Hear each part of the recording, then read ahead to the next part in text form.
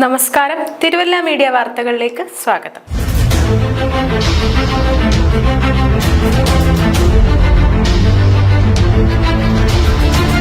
സർവമംഗളയായ ചക്കുളത്തുകാവ് ഭഗവതി അനുഗ്രഹം ചൊരിഞ്ഞു.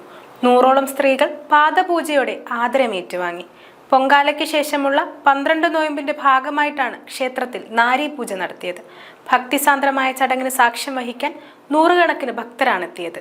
വ്യവസായിയും സാമൂഹ്യ പ്രവർത്തകയുമായ റാണി മോഹൻദാസിന് പാദപൂജ ചെയ്താണ് ക്ഷേത്രം മുഖ്യ കാര്യദർശി രാധാകൃഷ്ണൻ നമ്പൂതിരി ചടങ്ങിന് തുടക്കമിട്ടത്.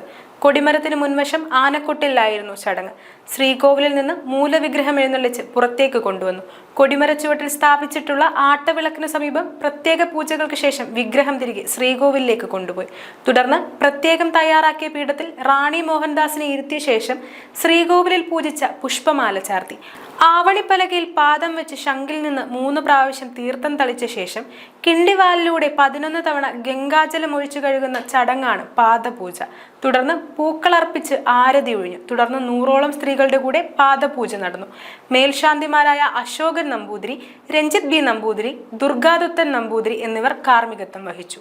നാരീപൂജ ചടങ്ങിന് മുന്നോടിയായി നടന്ന സാംസ്കാരിക സമ്മേളനത്തിൽ ക്ഷേത്ര കാര്യദർശി മണിക്കുട്ടൻ നമ്പൂതിരി അധ്യക്ഷത വഹിച്ചു. News desk, Thiruvalla media.